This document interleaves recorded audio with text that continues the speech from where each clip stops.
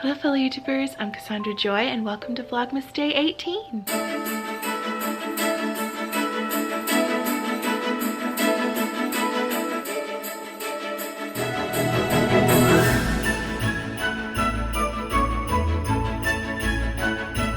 I am so sleepy.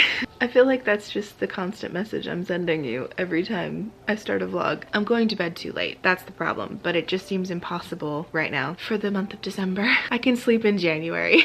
I've been up for a while doing some work, knocking out some emails for the new year, trying to get ahead a little bit, but I'm getting hungry. So I'm gonna dive into my fridge and fix a little slice of quiche. I bought that when we went to Aldi together the other day, and I even bought a couple of pie crusts that were really affordable so that I can make my own quiches. That just seems to be the perfect, easy breakfast. It's a grab and go thing.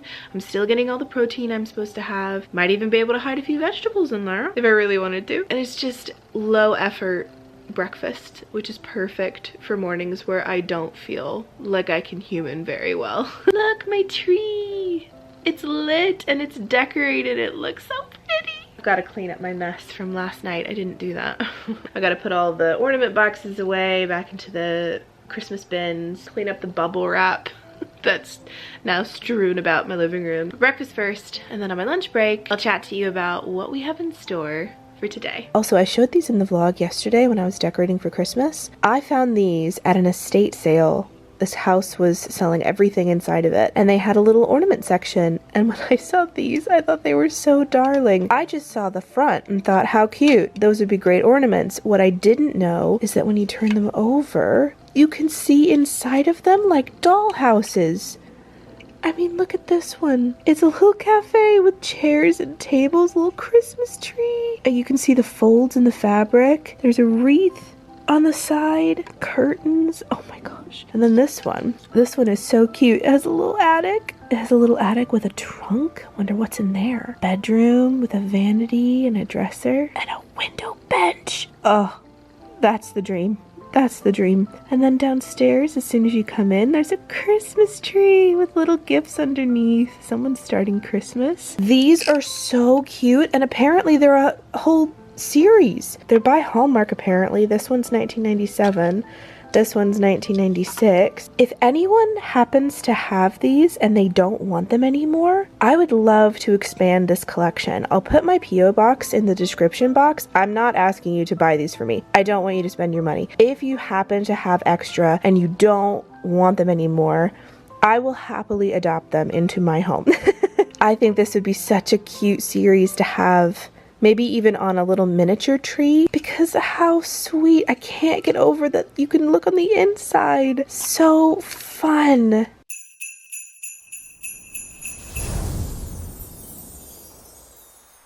One lunch break nap and work day later, feeling a little better than I did this morning. I had to sacrifice editing time, but honestly, sleep out prioritized. I haven't even had a chance to catch you up on what's going on today. So we're gonna talk while I drive. I'm gonna put you there instead.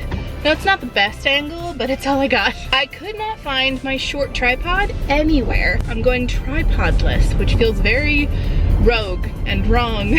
Where are we going, you may be asking? Well, it is officially nail appointment time. This is the one and only chance I'm gonna have for Christmas nails, and I wanna make sure I do it right. So here's what I'm thinking. I went really chaotic with my nails last time, so this time I'd like to go a lot more simple. I'd like to either do a sagey green or a really pretty red, not Dorothy Red Slippers red, something a little more mid-tone, more subdued. On the fourth finger, I'd like to either do a little outline of a gift or a colored, maybe white or cream shape of a bow. I think that'd be so cute, very simple, but festive for the holidays. My only other thought is I'm gonna have these nails through New Year's. Now, I don't ever go out partying for New Year's, that is not my vibe, but I wasn't sure whether or not to do a gold sparkly color this time, because that could go with Christmas or New Year's, and it could last me a long time without somebody looking at my nails and being like,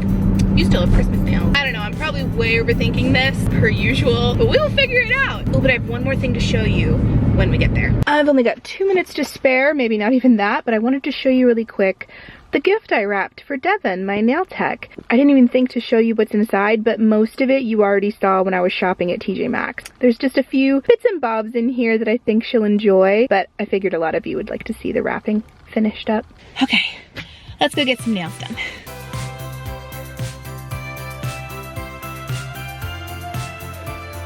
I don't know if we'll have time after my nails are done to go to a shop or two. That was sort of my plan. I'll have to look on my phone to see what hours some of these shops are open. We'll see.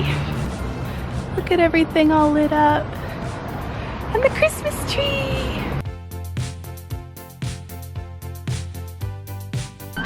Hello. How are you?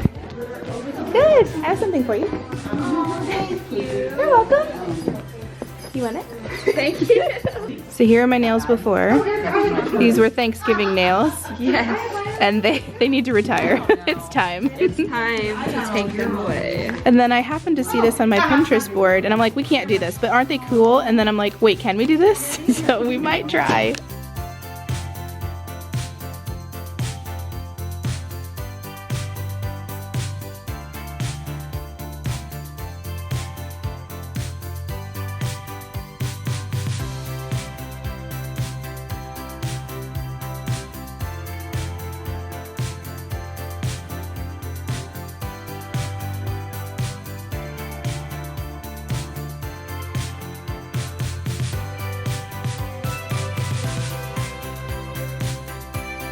I really like this. It looks so good. I'm really happy with that. I love it. I love how on the way here I was explaining all the things I was thinking about doing and I didn't do any of them. Went in a complete opposite direction. Totally a different idea. Hey, that's okay. Creative ADD at its finest. They look so good, Devin. I love it.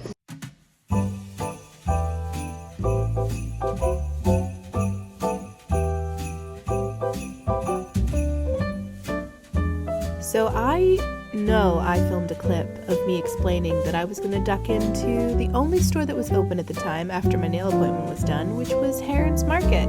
But I think I just didn't press record. So here's me shopping around for some goodies to take home.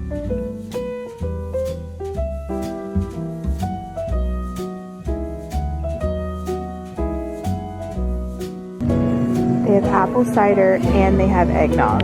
Oh my gosh. Look, they have a little one. A tiny eggnog.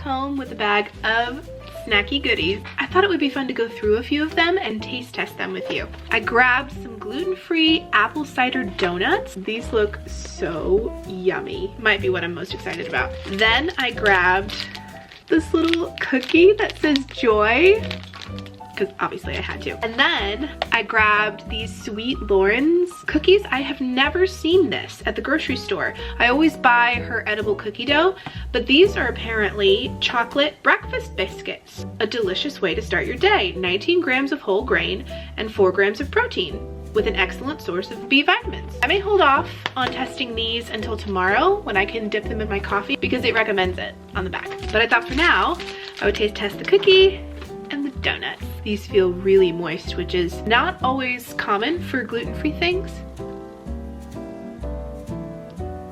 Oh, that is so good.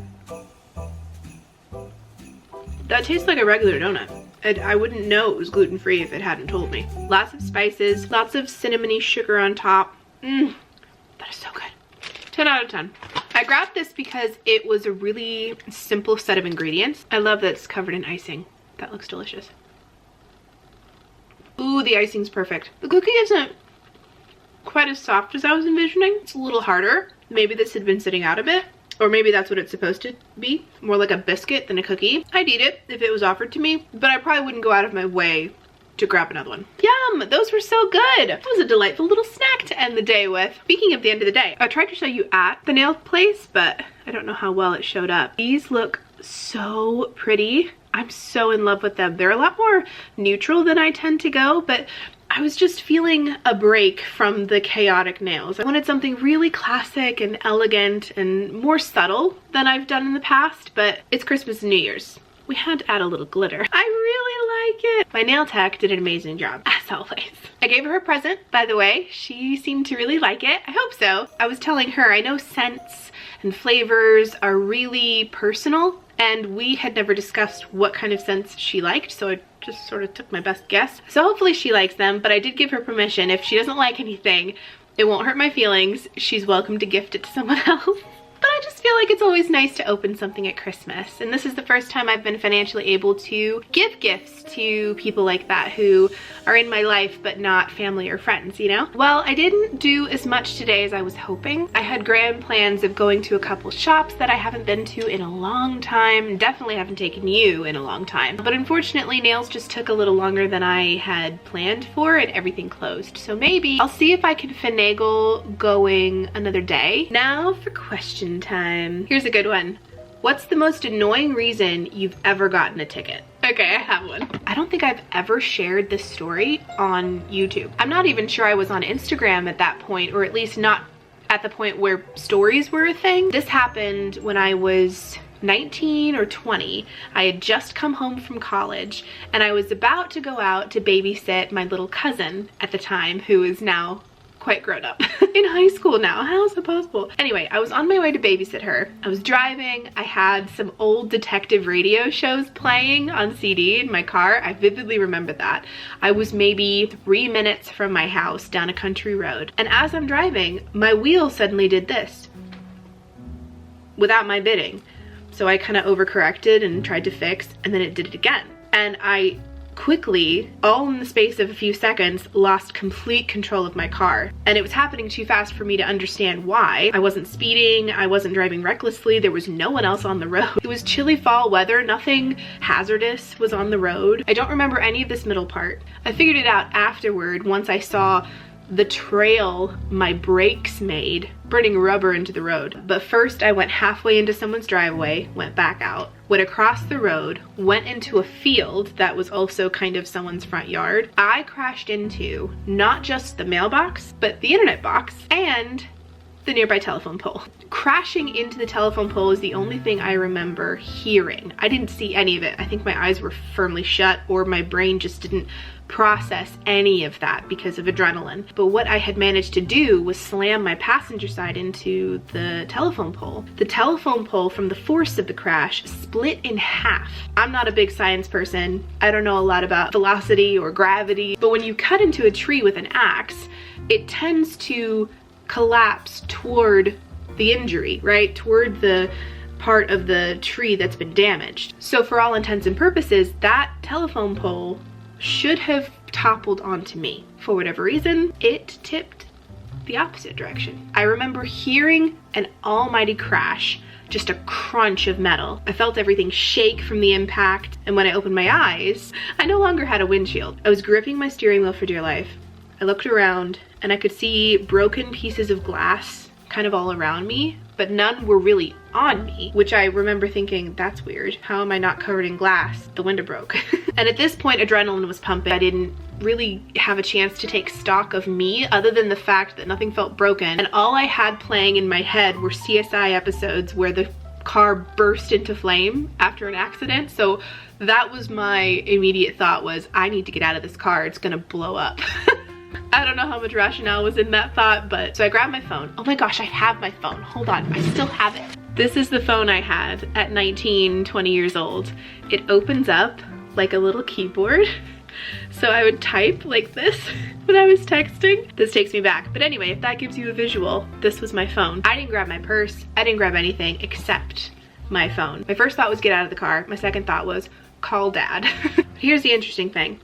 As I was getting out of the car, remember I had crashed in a field / someone's front yard. So keep that in mind. Now, pause the story.